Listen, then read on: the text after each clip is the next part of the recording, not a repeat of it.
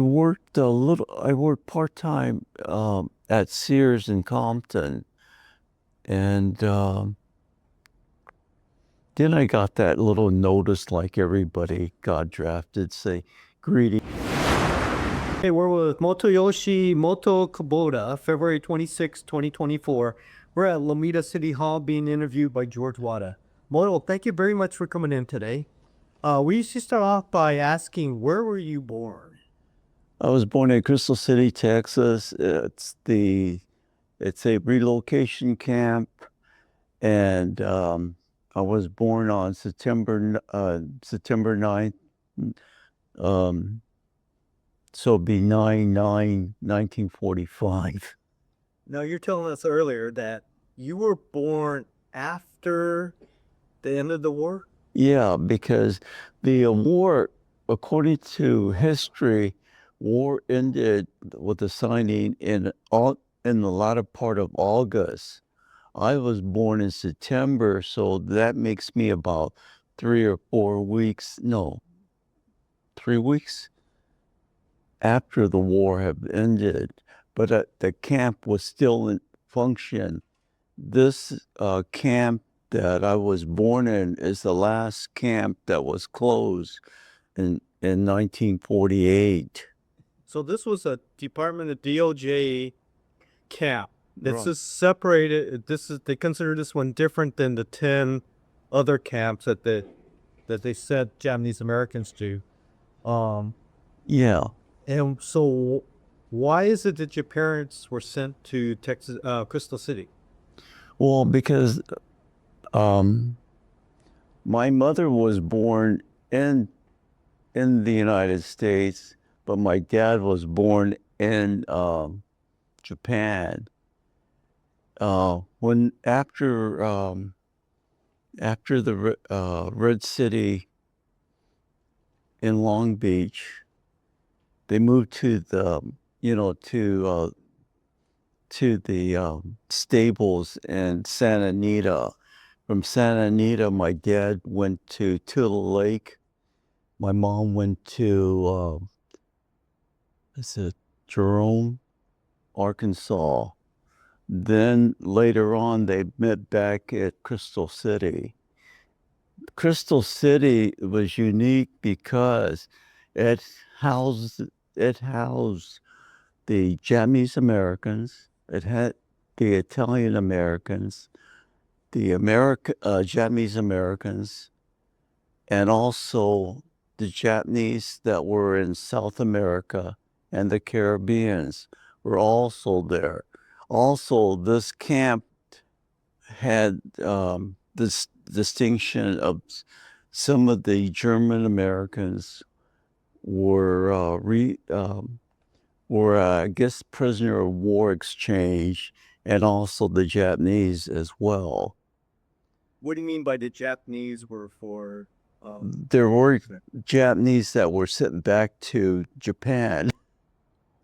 Japanese citizens or Japanese Americans or? They were both actually children and as well. So depending upon, the makeup, like if both parents were born in Japan, or like in my case, my dad was born in Japan, but my mom was born in Colorado. Was there anything about your father that the reason why they sent him to Crystal City, other than being a Japanese citizen? Well, because remember, in Long Beach, those people that were working in the fishing fleet, because that's where my dad was working at, and those people, they were suspicious of them because they had shortwave radios. Well, okay. So your father was in the fishing. What exactly did he do in the fishing industry? Well, they fished for tunas and stuff like that because all the major canneries were there in Terminal Island. And most of the Japanese people, they had jobs either in the fleet or in the wives and adult ladies were working in the canneries. And my mom was basically a housewife. Now, when my dad, what I understand, my dad went to Tule Lake. That's where, most people they suspect that, that were because of, because he worked in the fishing fleet, did he have communications with the enemy or anything with the shortwave radios, or suspicious, because all these major problems were because Tule Lake got at its maximum. I read they had over 18,000 people there at the height. And later on, I guess they weeded out people, and they sent us to my dad back to Crystal City, and my mom that was in Jerome went to Crystal City. They brought the family back together in Crystal City. That was unique because most of the separation people went to were at Crystal City. Did the government ever explain why they sent your father to Tule Lake, which is in Northern California, and your mother to Jerome, which is in Arkansas?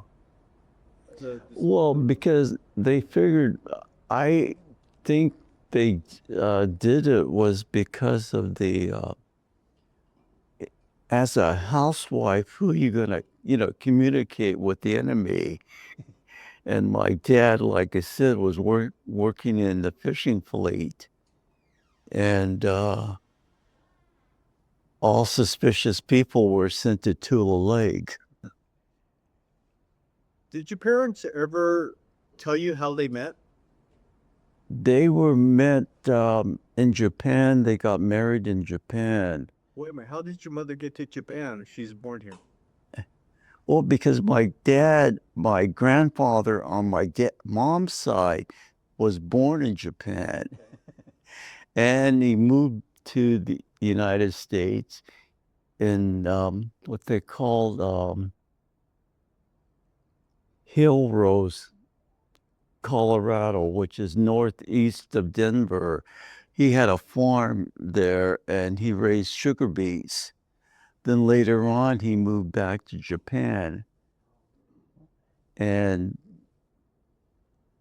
I guess the in between that, there's what was the terminology where you have somebody arrange meeting? Oh, Yeah. And that's where they met. Then later on, they came across back to the United States. My mom told me she made it by rail. She got seasick. So I guess she threw up quite a bit. Do you have siblings? Huh? Do you have siblings? No, I'm a bachelor. Do you have any brothers or sisters? Yes. Oh, okay. My family, I'm the second male. I have an older brother, he, which is kind of unique because he was born in January of 1941, and the war was declared in December of 41. So he was not even 1 year old when the war broke out. And I was born, like I said, I was born in Texas, so I'm the only sibling that was born outside of California. My oldest brother and my sister were born in Long Beach in the old Seaside Hospital. My two youngest brother, they were born in LA. So what you're describing here is that Your mother was sent to Jerome without your father with your brother. My oldest brother, yeah. This brother. That's what I understand. Chris, from Crystal City, where did your family move to? Oh, we moved back after the war. We moved back to California, and that's how come my sister and my two younger brothers were born in California. Where in California? Well, like I said, my oldest brother and my sister were born in Long Beach, and my two youngest brothers were born in L.A. What neighborhood did you relocate to? Did your family relocate to after the war? Um, all I remember is saying that they were living in Harbor City, and then they moved to the government housing in Long Beach. And I remember they were living in College Street. And I went to Eugene Fields School, elementary school.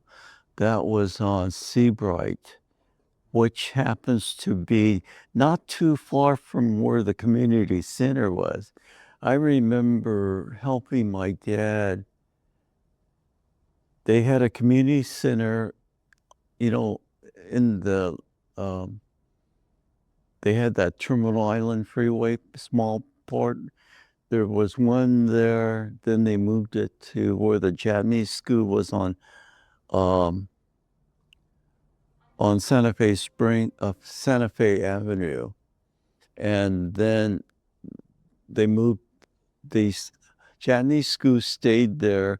The community center went to Seabright, which is still there. You grew up in Long Beach? I grew up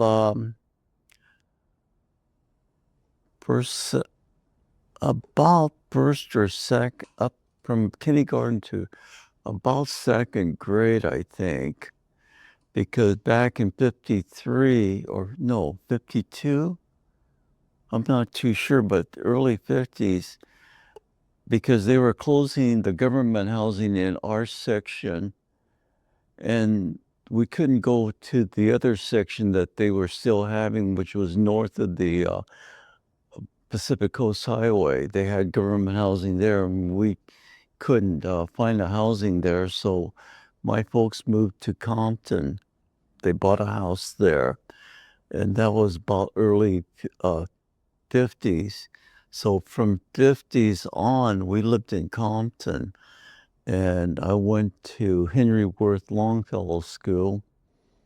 Up to sixth grade. Then I went to Walton Junior High, which was junior high school, which is seventh, eighth, and ninth. Then I went to Compton High, and I graduated there in 1964. Let's go to this community, the Compton community that you were living in during junior high school, high school. What type of community was it? Well, it was predominantly, at that time, was predominantly Hagujing. How would you mean Caucasian? Yeah. And then as the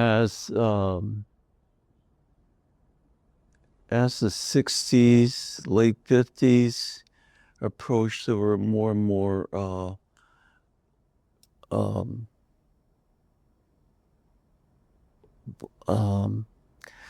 okay, how would I use the correct term?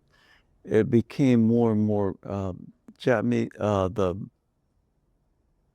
Black Americans or African American. African Americans became more of a dominant figure. But in that particular neighborhood you grew up in, was it? At the beginning, it was mostly Hagujins, Japanese, Caucasians, and then later on, it became more and more African Americans. But like, what percentage were Japanese? Because there was quite a few Japanese in that area, right? Not too much. Too much? Yeah, because my uncle lived about 3 or 4 blocks south of us, and I don't remember seeing any other Japanese because he and his brother had a farm up in Dominguez Hills, and there was a lot of Japanese Americans living up there. So essentially, during that time, you were growing up in a white community. Yeah, I was practically, my family was practically a very small percentage, and I do mean small, like a single digit situation. Now, were you aware that, I mean, were you treated differently because you were Japanese American? No, we got along with most everybody. So we didn't have any problems. There were incidents, and you read it like in the Rafu Shimbun, where, back in the 50s and thing after the war, there was a large, strong prejudice at that time. Well, before the war too, and I seen some of it, but not a vast majority of it. Most of the kids and stuff, most kids got along with one another fine, regardless who their ethnic or background was. Tell me a little bit about high school. What was that like? High school wasn't pretty bad. Again, at that time it was predominantly African Americans there because as I was growing up, the ethnic changed, the community changed because more and more of the Caucasians were moving out of Compton. That happened pretty quickly, though. Oh, probably. Well, because remember, Compton is not too far from Watts area and everything. And as the population of Watts and everything got bigger, where are they going to move? They were going to move toward the west, Gardena and out that way, because going north and going north west was predominantly Caucasians. In high school, what kind of activities would you do? I mean, were you involved in extracurricular activities? Were you Yeah, working? yeah, I was basically 1 year I was on the tennis team, 1 year I was on the debating team, and basically that's more. I like to read, so I did a lot of reading. um, that's why I'm a little bit more knowledgeable about different things. And I was basically most of my stuff was college prep courses. So then went to Compton Junior College. I was for about a year. I was at Long Beach State. Long Beach State at that time was not a university; it was a college. It became a university later on, probably back in the 70s or something. 72, I think it was. So, and from there, about I worked part-time at Sears in Compton, and then I got that little notice like everybody got drafted, say, greetings. Let's go back a little bit more before that. Um, dear, during that time, were you involved in other community activities? Were you attached to Japanese American community and outside of Compton, or were you just No, isolated within Compton? isolated in Compton because I didn't, at that time, the major areas were like you go to LA, J-Town.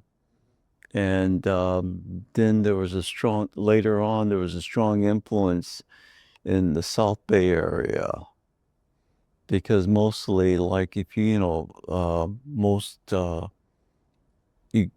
had that Tiger League form that was predominantly in LA. Oh, you're talking about the sports leagues. Yeah. Okay. And look, there wasn't, like I said, there wasn't where I was living at, there wasn't that much of a Japanese community. It wasn't like in Gardena, it wasn't like in Torrance, that area. It's not like living in downtown um, Tokyo, little Tokyo. What you were talking about earlier is that you kind of grew up in the Clearwater Baptist Church, which is a Japanese American church. Yeah, because when we were living in Long Beach, we went to the Presbyterian Church on Atlantic Boulevard, which was a Japanese church. It was, and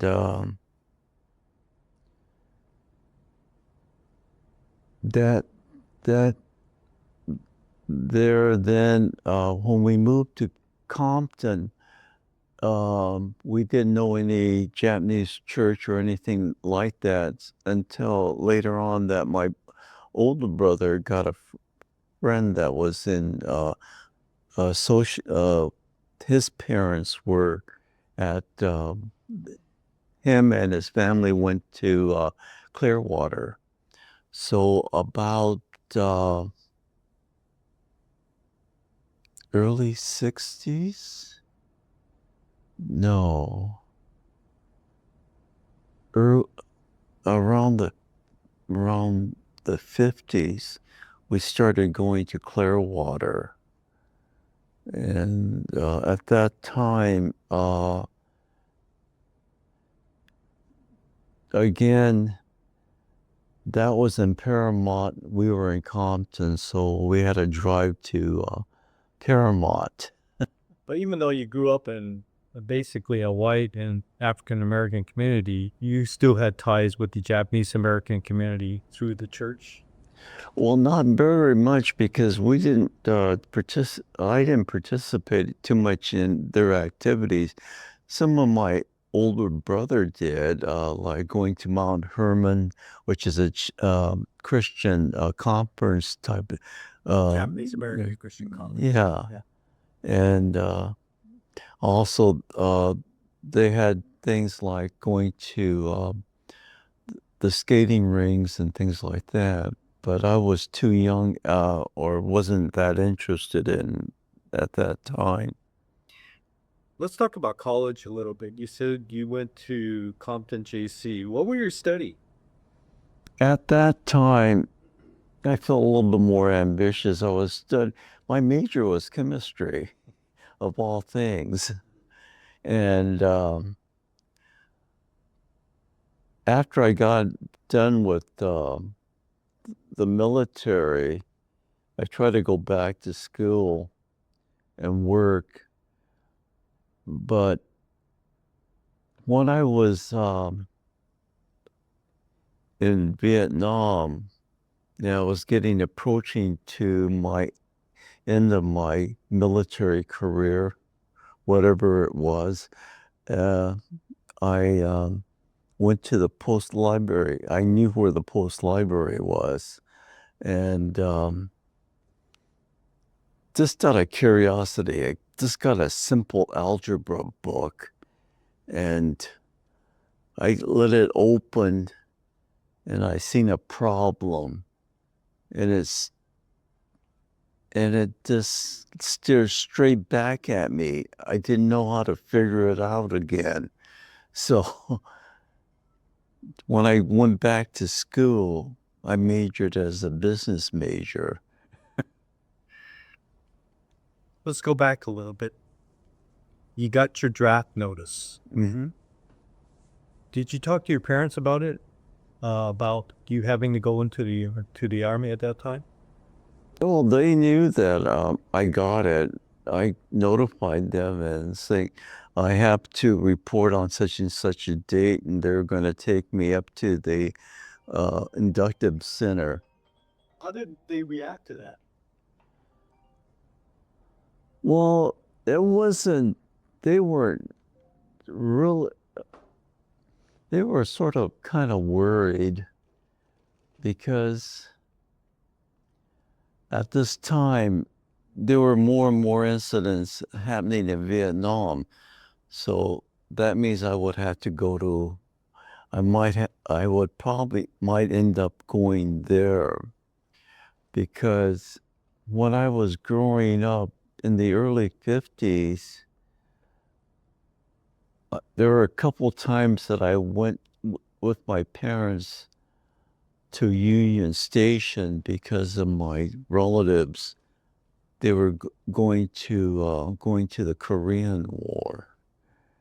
So they knew, you know, there I had one or two relatives that got hurt, and so they knew that if I do go there, what am I gonna end up in a combat unit, or am I gonna be doing what? Now, your older brother, did he get drafted?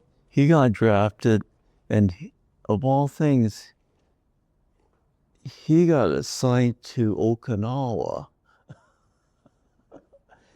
And his MOS was he worked in the post office, which was in a way it was, well, I was glad because he didn't he was far away from Vietnam.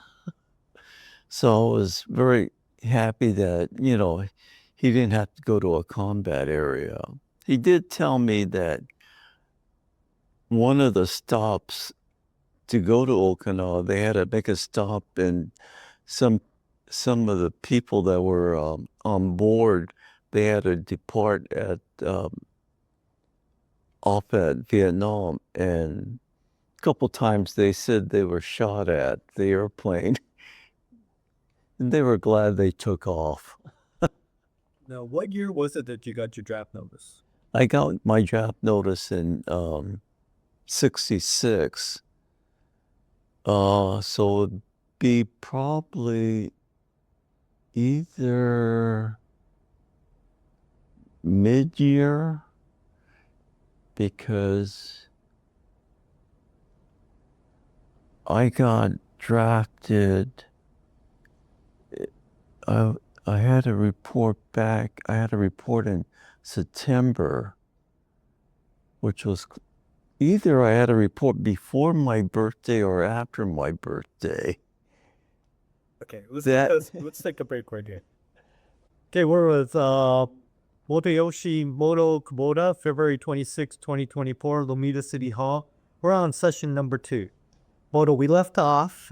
You got your draft notice. right. Where did you have to report to? The one in downtown. Is it downtown? Somewhere in downtown in Los Angeles. So my folks had to drive from Compton to downtown, drop me off because they couldn't go in there because everybody was there. I had to go through the procedure, medical check, and everybody. And you see people that saying they have a back problem, and you see their brace back, it was brand new. Well, whatever, I guess they were trying to get out. And you get through there, then after all the checkup and testing and all that, then you got sworn in. Then you waited for the bus to take you. Um, my my designation was to go up to Fort Ord for training, basic training, and at that time, that was when the meningitis problem happened. So I was under training, under modified training, where you had to go, do your training. Then at night, you got to make sure you slept 8 hours. It's not like from what I heard from my brother that, you know, they work late, train late, get up early at before 5 o'clock. Not what I did. And I was in one of the newer buildings. In my my 0 week. That's when you get your tests, get your clothing and everything, get your hair cut. We were in the old barracks there, and then after that, you go up to. We went up to the new buildings, the new concrete buildings, and from there you went to your different trainings and stuff like that, classrooms, and go to march down to by the beach to the rifle range and stuff like that. What was the racial makeup of your platoon, the group you were with in basic training? A lot of there was a African Americans, Caucasians, not too many Spanish, and not. I think I was the only Japanese guy. Did you get along with everybody? Yeah, because I just went with the flow because, what am I going to do if I get, are they going to kick me back to another class and stuff? I just want to get done with my training, go to the next phase and everything. I didn't want to cause any trouble or anything.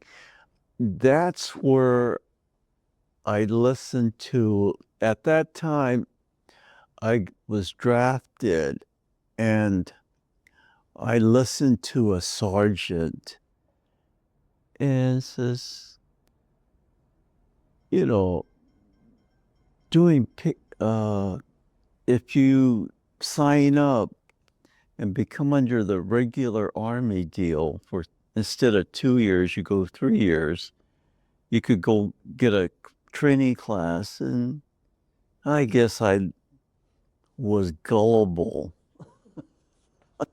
very gullible. I signed up and I went from there. My went to supplies, and you know, thinking, if after my military, what did you do in the military? I worked in supplies, so controlling inventory and stuff like that.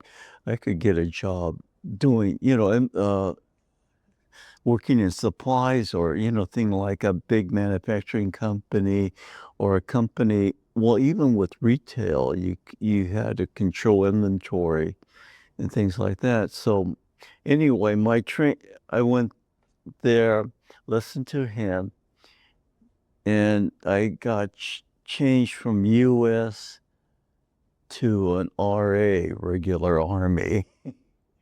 So, to recap, you kind of re-upped for a 3-year stint.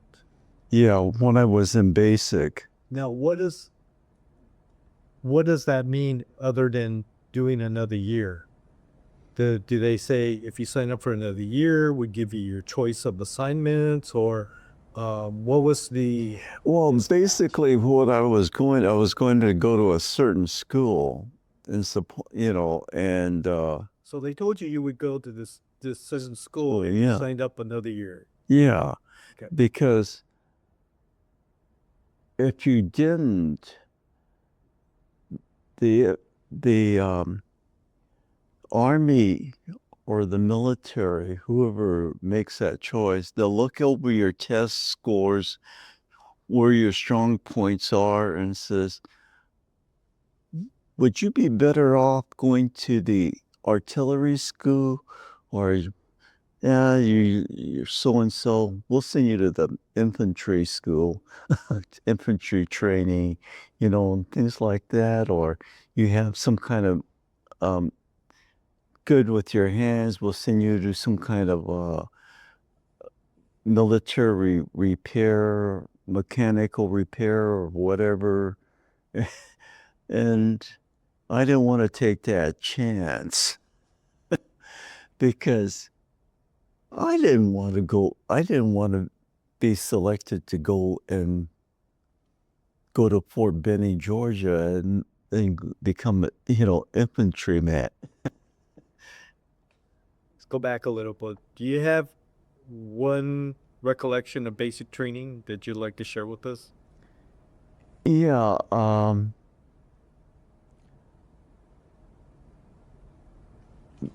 they thought I had enough points and everything that I applied to go to OCS, and I didn't go to OCS directly out of basic. There were one or two people that did that. Can you tell me what OCS is? Officer training school, Okay. and I did that. I applied again when I was in my training school in Fort Lee, Virginia. Again, went into quartermaster train. That's where I wanted to become an officer, because that again handles with my basic training, my AIT training, which I learned about, supplies. So, but then you could be working with food, you could be working with military, and anywhere they need a quartermaster. Okay, so from basic training, you went to Fort Lee, Virginia, and that's where I went to the school. That was where I learned supply inventory, how to handle inventory, how to handle different types of whether it be like if you work in automotive supplies, you worked in missile supplies or food supplies, or the basic stuff that you could use at any supply area. And at that time, also reapply to go to OCS, and I was accepted, and therefore I waited at Fort Lee for the school, the OCS school there, which was in Quartermaster. And that period, and I waited and waited, and it says I got almost, I almost got less. I got about a little bit over a year, and I'm still waiting for my class. They tried to get me into this one class, and they were full and booked up, so they rejected my application, and I went back to my assigned company and see if there was another class available. But at that time, they found that certain OCS classes were overbooked. So that means I would have to apply to a different school. And one of the vast openings was infantry OCS. And at that time, I said, no, thank you. And I resigned my, application. 2 weeks later, guess what? I had orders to go to Vietnam. As guys that I met there, and some of the guys, and some that one or two instructors that I had, they had orders to go to Vietnam too. So it was, I made a lot, I got along with everybody. I didn't want to stick out anything and like just sort of blend in with everybody. Didn't cause any problems, left everybody alone, you know, who want to be left alone, things like that. And so, and during that time, during the time I was assigned as a cadre. In other words, during my waiting period for OCS, I was assigned as a staff cadre. In other words, you became sort of like a member of the staff of that company, and I was in charge of a couple squads, made sure when we had inspection that they knew dress regulations, how to fall out and everything like that. And they said, since you have nothing else to do, Moto, you're in charge of assigning who has KP on the weekends and uh, things like that. And says, we need a guy who's going to be the medic for the companies. And since you have nothing else to do, well, you go to training. Basic stuff this training course was the same stuff that I learned when I was in basic. If you get a bullet wound, get your little pack, put it over the wound, wrap it up tight so no air gets to it. Bleeding, you hold the bleeding and get one of the medic people to come over and take care of them. And since I was supposed to be, I was a little bit more ambitious. So I went post publication and got a book on medic, um, you know, how to fix a broken leg and things like that. Since as a medic, I had to know this stuff. So, and went into a little bit more detail. And in other words, if I'm going to become the company medic, I might as well know what I'm doing. So they did not send you to Texas for medic training. They just did it there. That's where I was during my time waiting for OCS opening. It says you become a staff member at a company that I was assigned to. And during that time, I became sort of like a squad leader, and I was in charge of two squads. Made sure the company, barracks were kept clean and everything, and where they were going to be, their location, are you second squad, third squad? This is where you're going to be, your position, and this is where we're going to meet at on the company ground.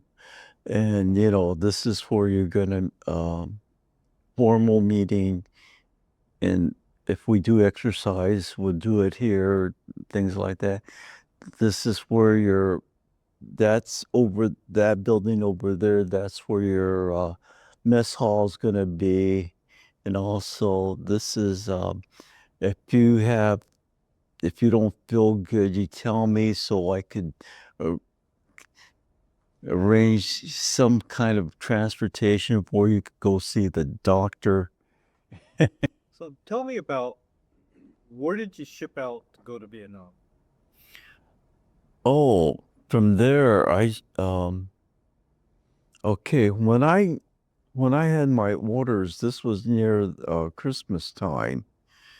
So they gave me about 2 weeks or 2.5 weeks. I from Fort Lee, Virginia, went to Dulles Airport. From Dulles, I went to LAX. Then I had one of my relatives pick me up, and we had Christmas and New Year's.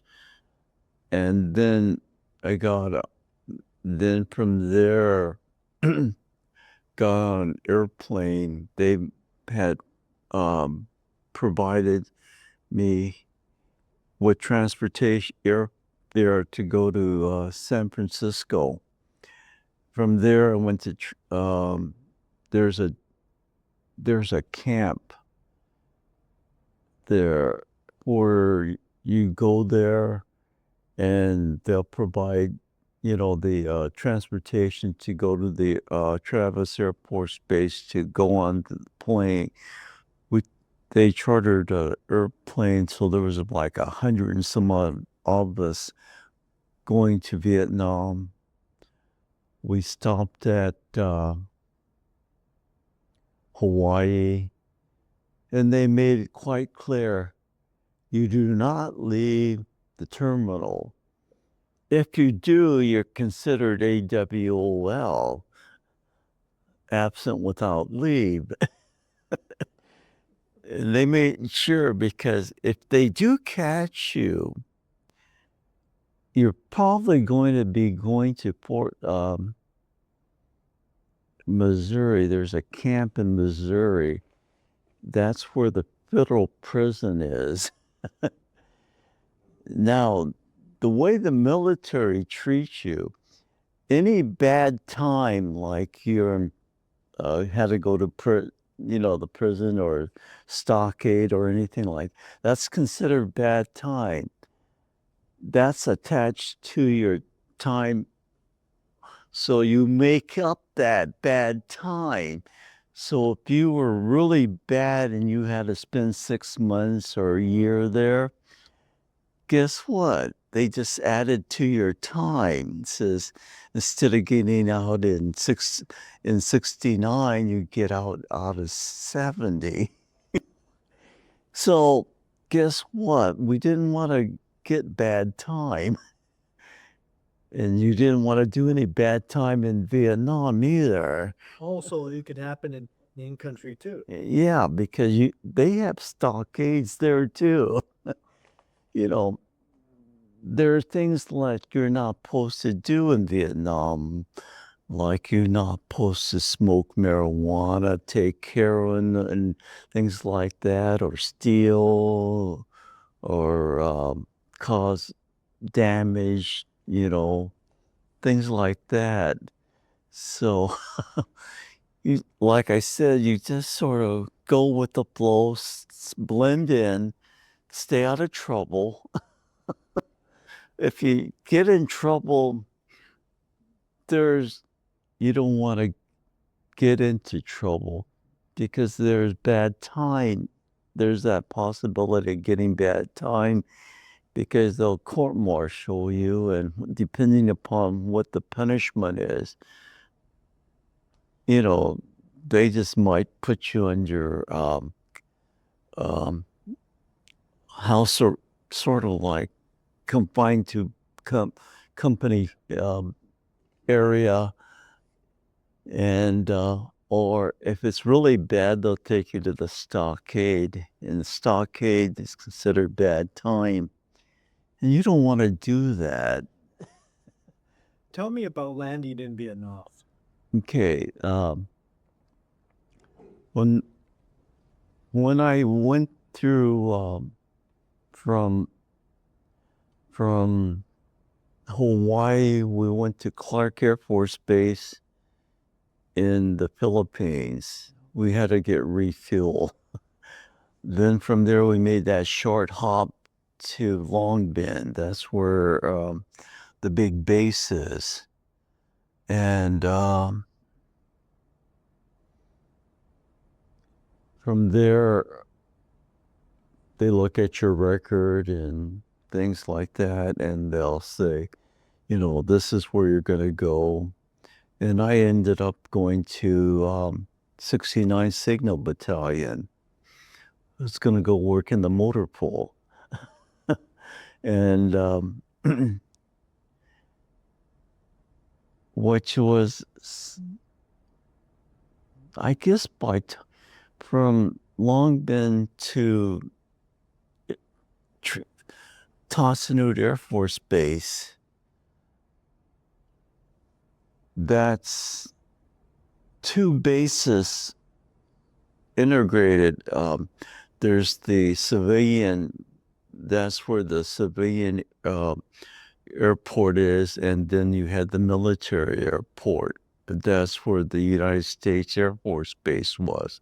Also, where the Vietnam Air Force part was there too. I was on the military Air Force Base. They donated. They gave the Army so many acres because, as part of the signal, we were in charge of telephones, Arvin telephone, Tonsinu telephone, NACB telephone, the communications to the ambassador's phone. We also have a designated area we call Octopus, which was the shortwave communication from Vietnam to Hawaii, the command center in Hawaii, because the command center controlled all the military bases in around the Pacific Rim area. But the Army handled all the land bases in charge. That's where General Westmoreland was. And he directed all the land military forces in Vietnam. But he was also directed to the command center in Hawaii. So there, basically, what we did, like I said, also every Monday when I first got there, and I was assigned to the motor pool. And then after duty, you go to the NCO club, non-commissioned officers club, not the officers club. And I got to talking to some sergeants, and they found out that I had formal training in supplies. So they got me out of the motor pool into S4. That's supplies, that's battalion level. And that's where I handled all, if there was anybody that had problems with any of the companies that the battalion had with supplies, they brought it to our attention and we try to solve it. This is where certain supplies came under top priority. There's a class 1. We were under class 2, not really critical, but critical supplies. And I had to do a couple of those. And that's when I had to get the battalion signature on that so we could get it in to our battalion. Let's talk about kind of life in Vietnam. On the base, did they look at you as an Asian or you're just an American in the Army?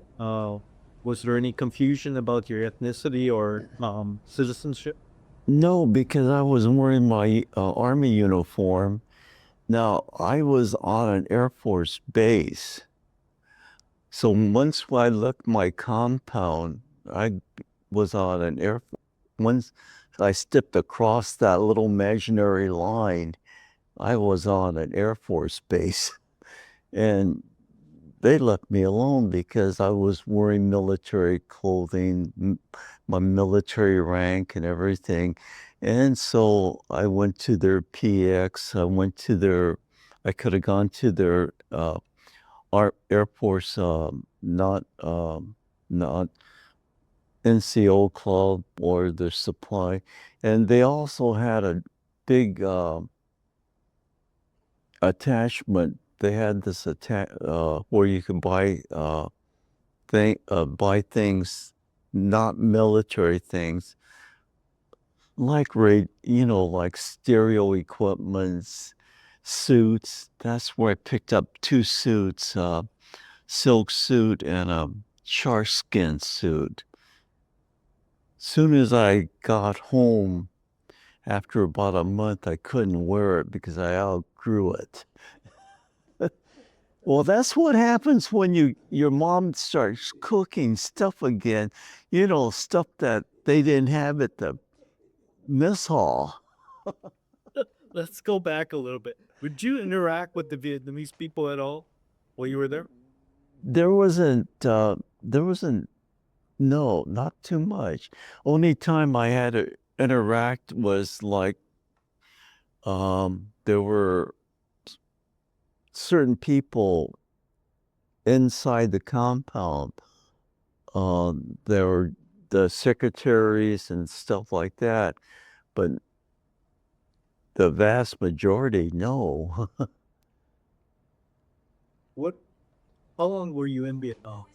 I was there technically, I was there more than my 1 year because near the end of my time, Continental Army Command came out with a directive saying that if you were in certain parts of Southeast Asia or the Pacific Rim, out of certain areas, if you came out of there with 6 months or less, we'd let you have an early out. And if I had gone back under my normal time, I had something like 9 more months to serve. So I told those guys at headquarters company, I don't care how you do it. Soon as I hit Travis, they hand me my walking papers, or else I come back and shoot you guys. Guess what? As soon as I landed in Travis, I got my walking papers and went home. What else can you tell me about your time in Vietnam? Oh, it was an interesting one. We had a section party, S4, and some of the other officers from the other departments came over because we had a steak and we were cooking steaks, and we had a trailer attachment. We filled it with water, filled it with ice, put a bunch of sodas, put a bunch of beer in it, and we drank it. And this is where they were cooking steaks, and this is the first time I had steak that was marinated in beer. It tasted doggone good. Plus, we had a good cook there too, our section. And so it was good. And we did celebrate at Thanksgiving in the mess hall. We had turkey. We had ham for those people that didn't want turkey. We also had, we had Christmas dinner there as well. So in the mess hall, no, you could have gone to the Air Force. Usually the Air Force has better food, but I didn't want to walk. So I stayed in, and we had some pretty good cooks because one of our cooks, I had to drive up to Long Bend because our cook was pretty good, and he was going to be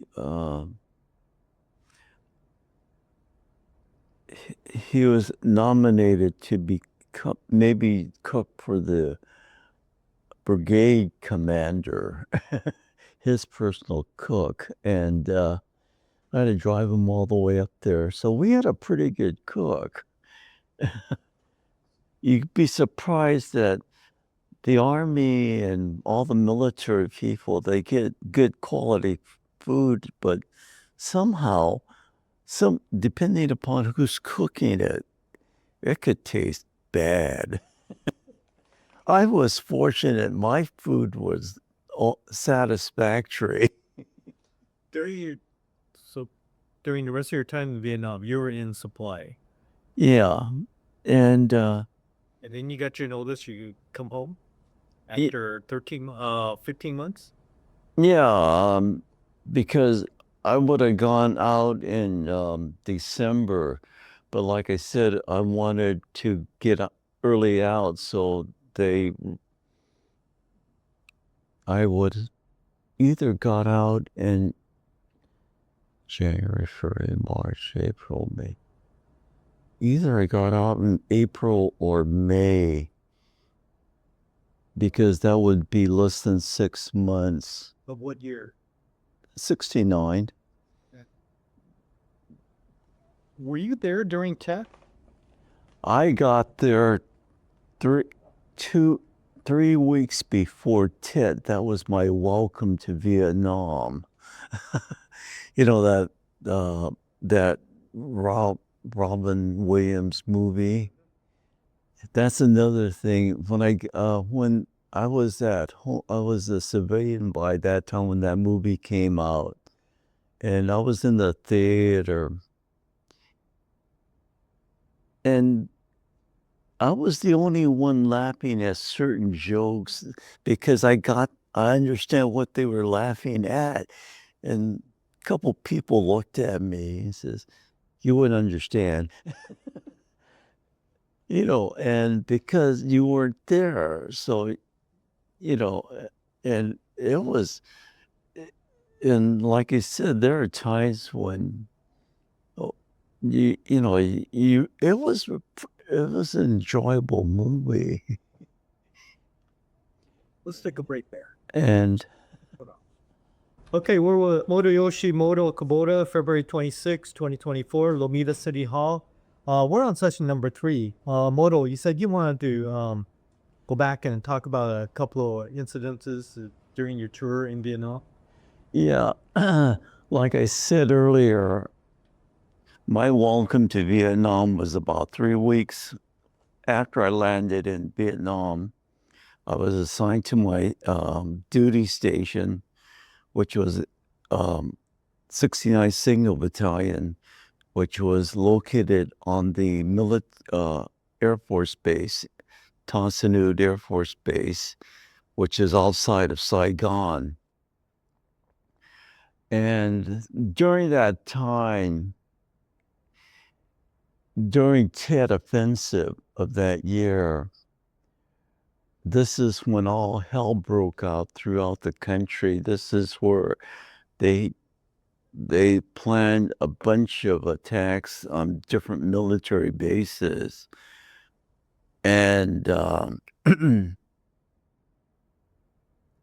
come to think of it, I was still in the motor pool at that time. And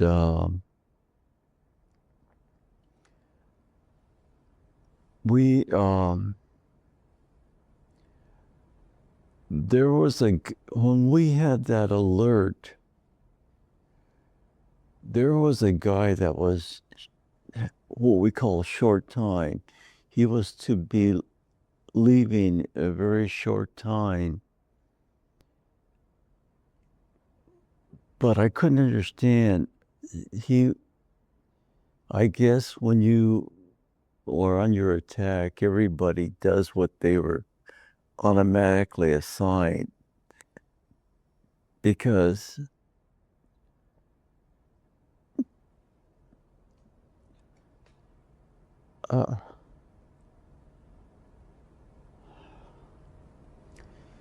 he was supposed to go home, but he passed away after the initial attack. And also, I guess this is where you really, I didn't get to know him, but I encountered him a couple of times when I was there in the motor pool. And during that time, you know, he was very cordial to me and everything. And you kind of wondered why he had to go out and say we supplied, if you were attacked, we had to supply a small force, a ready force to help defend the perimeter. And I guess he had to do something with that. And that initial attack, he passed away. And there were a couple other times after the initial attack, we got, our base got rocketed, where the enemy shot rockets into the base. And there are times when that happened, you automatically go into your bunker. So that means you in your shorts and stuff. And that happened a couple times. It wasn't like latter times.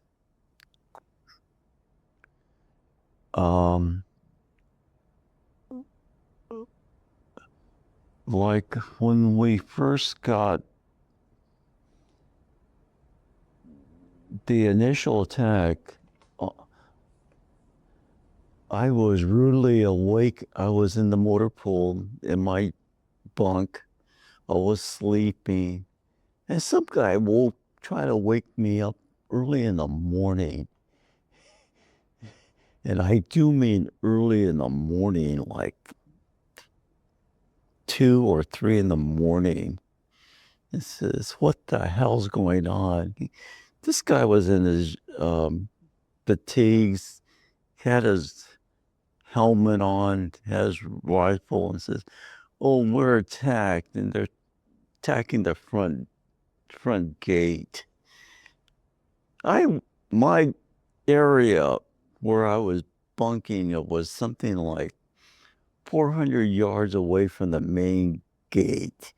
You'd be surprised how quickly you could get fully dressed, laced up boots and everything, going across the way to get my weapon. And I must have been dressed within under 3 minutes. I guess when the adrenaline flows, it really flows. And then there are times, like I said, when you get attacked, rocket, you get run to your, and this happened a couple times. And the Air Force guy says, how come you guys are sandbagging your bunks and buildings, They didn't do that in the military, in the Air Force, and there was an incident where they were rocketing with the shrapnel from the rockets. They penetrated their bunks, their bunkers, and they killed a couple people. The next morning, you see everybody that's not on duty, everybody that was off, they were sandbagging the buildings. Well, those Air Force guys should know that because, at one time they were part of the Army, before World War II, they were part of the Army. They were under the Army Air Corps. And when they got separated, they knew what the Army does, but they didn't do that. I guess they learned the hard way, you know. Now we were, World War One and World War II, you only had one role. When you were in Vietnam, the weapons were a little bit more stronger. So we double bagged those. So that means twice as much sandbags around the building. And I mean all the buildings in our compound had to be done that way. So yes, I had my share of sandbags. Later on, I didn't have to do that to keep the water out of the house, which would have reminded me my time that I was in Vietnam if I had a sandbag. And you don't have, little things like that, it brings back certain memories that pop back. Like one time I was sleeping, when I first got back home, I was sleeping and I heard a bang. Next thing I knew, I was in the middle of my living room because I thought I was under attack. You were going to run to your bunker, backfire, it's sort of automatically. My mom says, "What you doing in your shorts?" This is long story. Let's get into that a little bit. You come back, you become a civilian again. You said your mother fed you pretty well and you ate away. And you talked about this particular incident. Were there other things that you were aware of that was because of Vietnam? Yeah. Prior to Vietnam, I had a 15-inch neck. It grew to be a little bit more than like 18-inch. And I had to go do something. I had to go get a white shirt. And I went to, your Sears and other stores, local. It says, we don't sell anything more than 17. So I had to go to Tall and Wide or something, one of those stores to get an 18-inch shirt, which also meant my sleeve size was long. So When you came back, what did you decide to do? Did you go back to school? Did you go to work? I went to work. Since I went back to work. Before I before I went into the military, I worked part-time in Sears. So I went back there. They had my records showing that I previously worked there. And I was, since my dad was a gardener at that time, after the military, pardon me, for a short time, he worked in the fishing fleet still. And afterwards, the boat burned. So he became a gardener. And one of the best things to do is this, do you have any experience? Yeah, worked with my dad. He's a gardener. So I know most of that stuff in garden supplies. So that's where they put me. When I left, I got an interest in photography, so I got a camera and read about photography, f-stops and shutter speeds and stuff like that, how to compose a picture and everything. So I applied, I want to expand. So instead of putting me in gardening, they put me in photography and I guess office supplies where we sell adding machines, typewriters, disc, and stuff like that. So basically, my formal training, I became more because, and I seem to do pretty well. So when my department manager took his leave, I was assigned to be in charge. So I did the inventory and paperwork of that. So when I left Sears and worked with Disco Bear, I was a department manager in photography. And then that dissolved and two guys took over again. And I worked with them, and for a number of years, I worked in Norwalk, I worked in Alhambra, worked in Culver City, and, and then worked from the with Zodi's. I worked in La Brea. So Yeah. it was a department store of that. Yeah, basically, and I worked in photography. When I was working with Disco Fair and with Zodi's, I got involved in working with sporting goods, housewares, and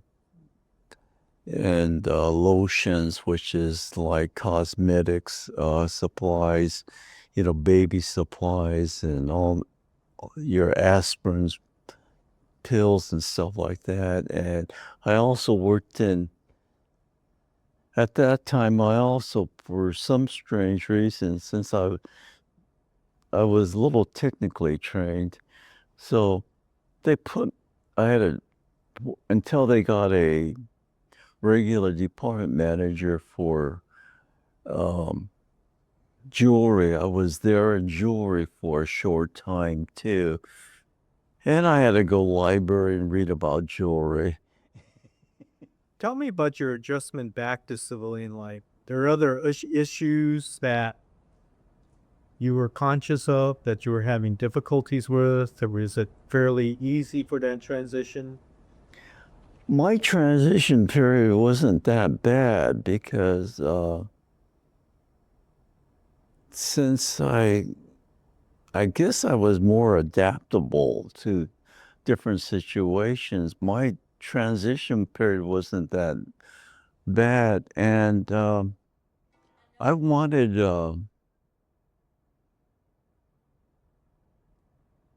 when I got out, you know, I didn't, I didn't want to wait around. I wanted to go to work right away. And I went to the junior college. And like I said, when I was in Vietnam, and I opened up a basic algebra 1 book, and I just let it fall open and looked at a problem, and it stared right back at me. It says, I thought I better start getting myself familiar with some of the basic courses and take some of the simple courses, accounting and stuff like that. And there was a course I took which is interesting, um, accounting. That had to do that course was easy because that was basic math. I had no problems with basic math. It was starting with algebra and up again. So I got to get familiar with that. So taking courses like accounting and things like that, basic and getting familiar with setting up displays and stuff. I took a course in that, which was relatively easy because I was working in retail, so I knew what they were talking about.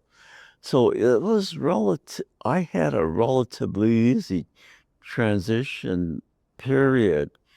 And whatever department I was in, I was self-conscious enough to go to the library. Like I said, that was from my earlier times when I was debating. I practically lived in the library looking up material for debating a subject. And so I go there and pick up books pertaining to whether it's uh, jewelry or sporting goods stuff, and sporting goods that had one of the things I had problems with,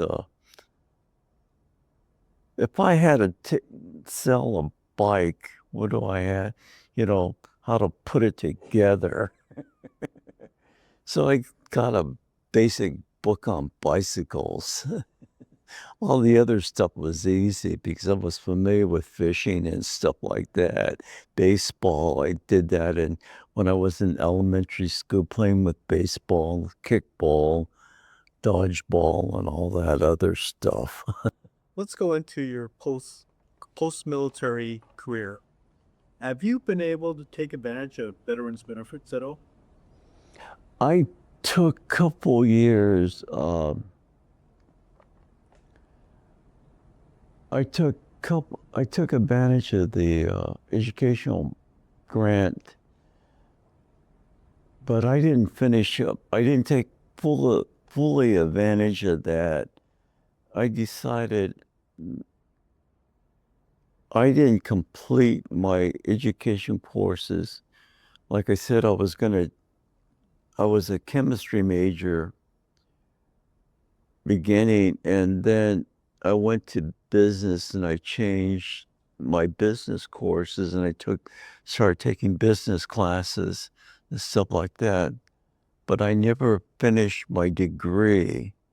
So a short time I took advantage of the educational grant that they were going to give me for about a year, 2 years of that.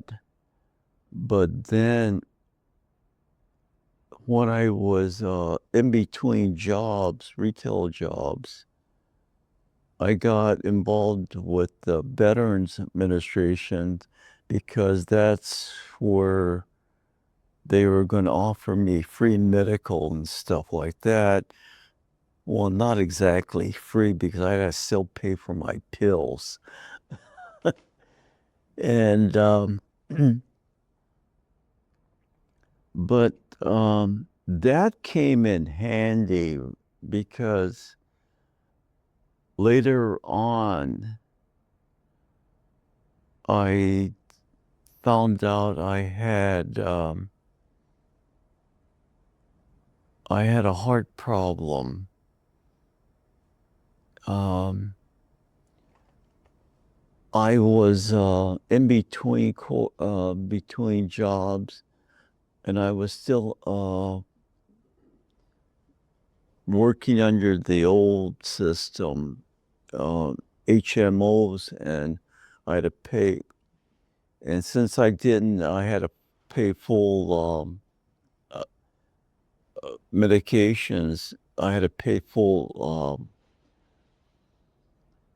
pop for those, and I realized I could go to the VA, and I went to the VA, and instead of paying uh, full pop for all these medication, I was able to get it under like $11 for 30 days, which was better than 90 some odd dollars or 100 and something for some of the medication. And that's where they also found out that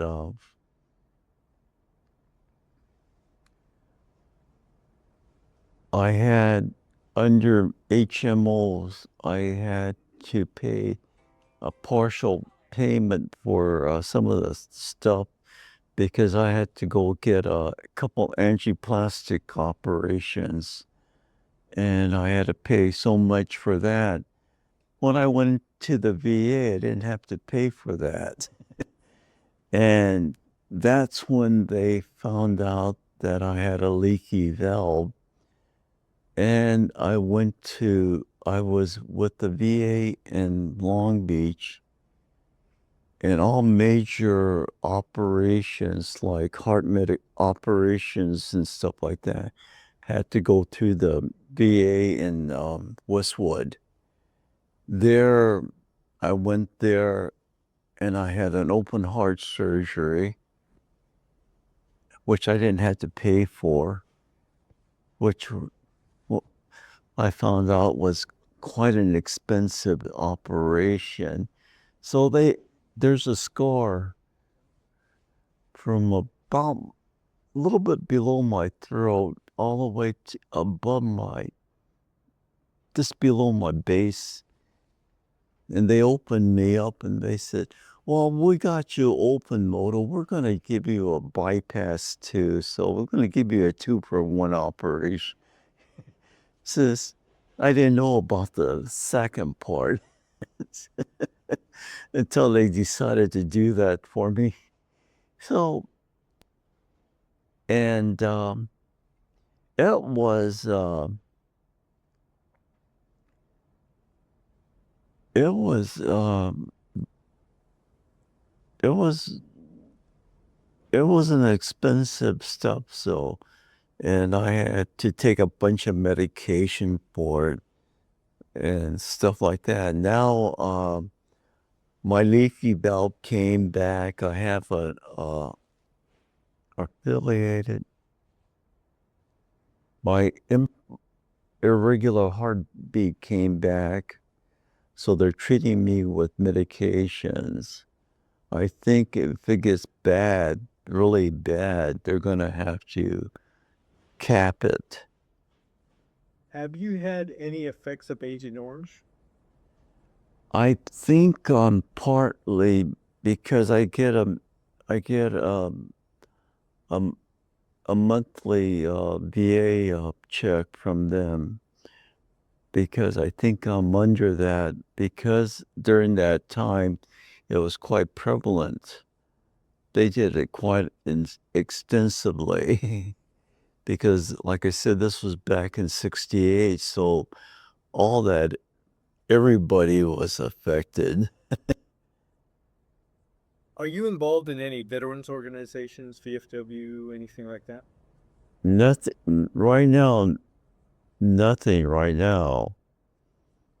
The, Have you been able to keep up with any of the people you came in contact with during your military service?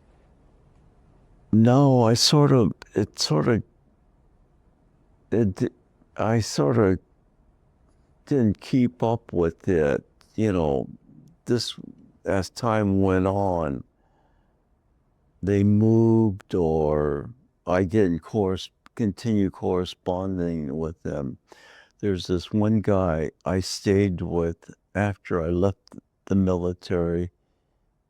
I stayed with him for a couple days, and he lived outside of San Francisco, um, north Northern California, and there was from a retail point of view, there was the first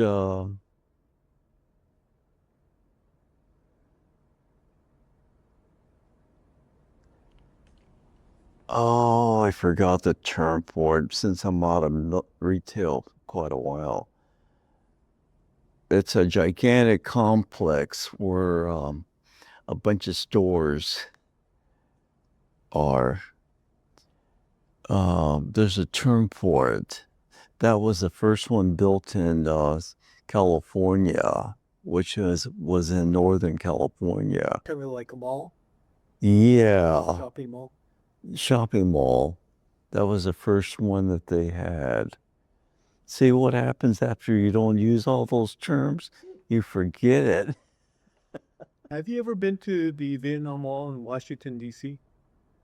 No, I went to, when I was in Washington,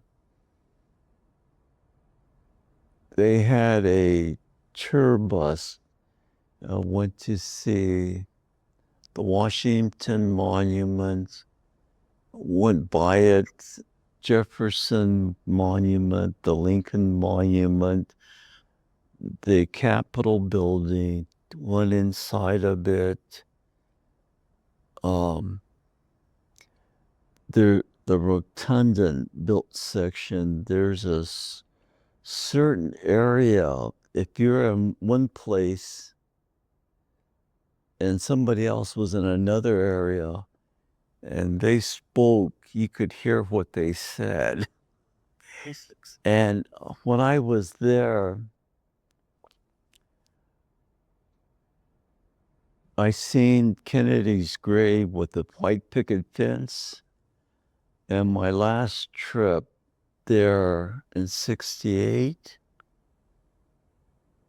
or 67, they were converting it to the granite and stuff there. So I seen that for the last time.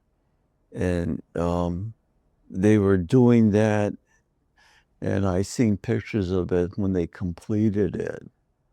So I did see Kennedy's grave, where they had the white picket fence and stuff, the eternal flame and stuff like that. Then they were building it in concrete, his permanent place in Arlington. At this point of your life, what would you tell young people about military life? About military service? Military life, depending upon the time that you go in, there was an old slogan that they used. It was hurry up and wait. That still exists. That's even existing when I go to the VA. You go to your appointment and you don't exactly, you have other people waiting too. So you have to wait until your name is called. And you could take advantage of it if you really are diligently doing it. And that's the educational part of it. And if you are strapped for money, take advantage of the medical deal with that, because it could save you quite a bit. Especially, you have to be careful though when you get some of these benefits, you can be making too much money. Now, VA benefits? yeah, like the VA veterans, there's a cap on that, a financial cap. You can't make too much money, or they won't let you enroll. Good thing that I was between jobs. And you find out all these little fine print stuff later. And it's there if you take advantage, but you got to read through it. Like housings and stuff like that. And you got to be all these programs. You just got they're out there. It's just a matter of, do you qualify for it?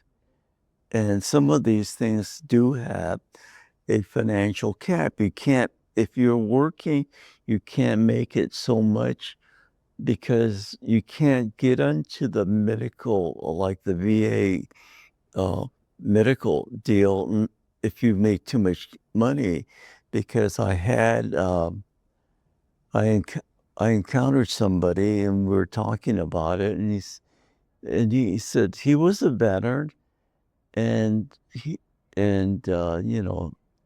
was his retirement was still more than the cap, so he couldn't apply for the medical getting medication for. So you got to be careful, and it's like I said, it is you have to be, as a citizen, you do have an obligation, and you have to be, there are methods and means you could get out of certain things.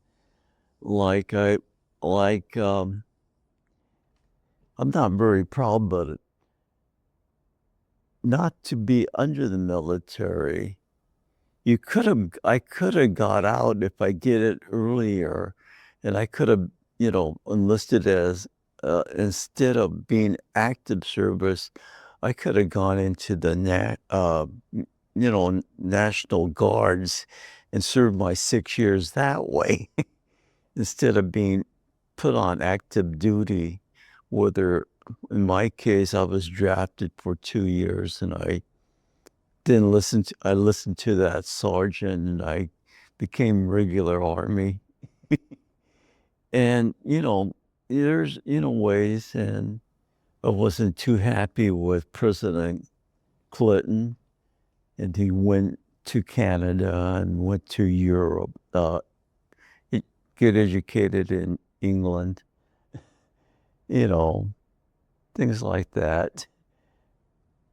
But, you have a responsibility as a citizen, to do what you're supposed to do, help out. And that's one of the things, everybody's responsible for.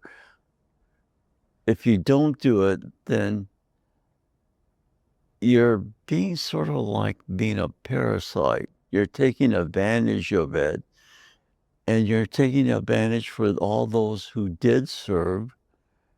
And you don't want to do that, because if you really are a responsible citizen, if if it's your time, by living in that particular period of time.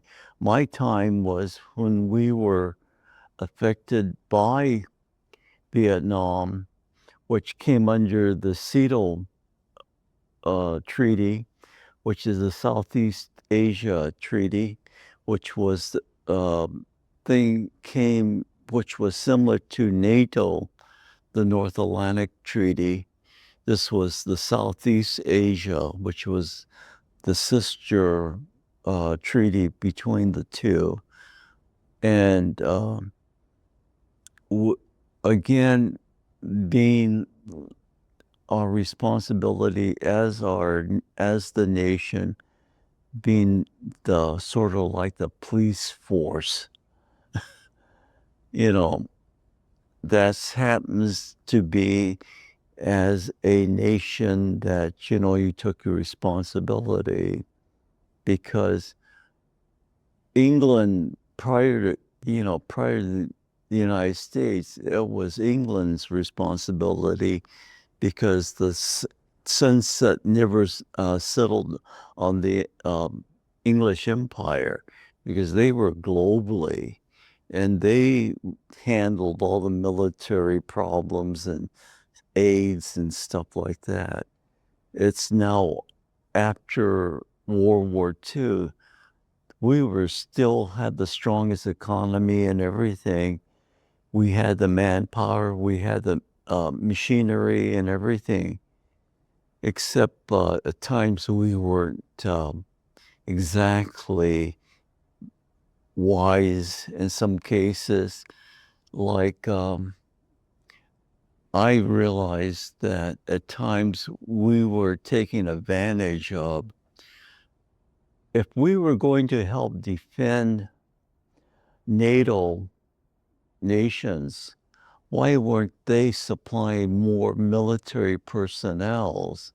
And why weren't we given better treatment with the access to the cost of the seaports for the Navy, air base for the Air Force, land base for the Army stations? We didn't get better treatments because, our forces were better than the forces of the native nations. And that's where a lot of people don't realize that. And a lot of people take advantage of saying what Trump says, if you don't get up to your standards of what you're supposed to do, we might not defend you. And that's if they looked at NATO, who supplied most of the military, who supplied most of the supplies, the number of people there, and then you look at it again, we're still there's major suppliers. So what Trump says is true. And I realized that before back in the 60s and 70s and the 80s and 90s, we, there are, and like you said, being part of says, why should our banks help Venezuela, some of these other countries get out of debt? Why should we pick up this? There are other nations. You take a look at, boisterous Germany saying, we are a strong nation. We are, and England and France and all these. Why aren't they pumping money into some of these other places? So basically, yes, we do have a responsibility because of our past treaties and things like that. But that doesn't stop the other nations from bringing bringing up their tail end of it. Well, we're at the end of our procession, so we want to thank you for coming out, for sharing your story, for sharing your thoughts and feelings, and especially thank you for your service. So thank you very much for coming out today. No, thank you. And like I said, I talked to Don about it and says, maybe we should take an ad in the Rafu Shinbun as a community service saying, contact you or Don, and because each year our military personnel, Japanese American personnel, is becoming smaller and smaller. Same thing as what World War II vets are. They're dying off. There's not too many of those floating around. Same thing as with the Korean War, guys that were in Nicaragua, guys that were in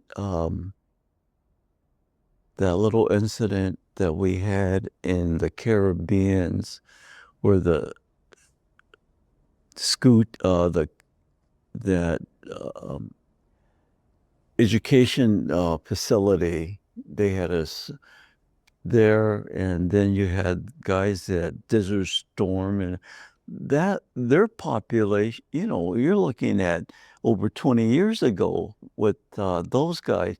We're looking at guys that were back 67 years ago in Vietnam. And then don't forget all the Chinese guys that were in Korea, and I haven't seen anything pertaining to the guys that were in Korea. This is the first time I've seen anything done with the guys in Vietnam, and nothing happening with the guys that, because after the war, there was a executive order, I think President Truman signed, that all the service become fully integrated. And so like there was no 442 in Vietnam. We were all part of, whether you were in the Navy, whether you were in the Air Force, the Marine Corps, or in my case, in the Army, or the Coast Guard too at that time. There was no Space Force. Hi, I'm a spokesperson for World War Heroes Chronicles. Every day we lose more veterans and the stories that shaped our world. Actors in movies aren't the real history. Our mission is to transform raw, aging archives into cinematic documentaries that rival Netflix while keeping the truth alive for future generations. To support the channel, you can become a digital librarian on our Patreon for just $5 a month. Your support directly funds the high-definition restoration of these rare records. In return, you'll get early access to our videos and entry to our research library of original archives and service histories. Help us save the next story at the link below.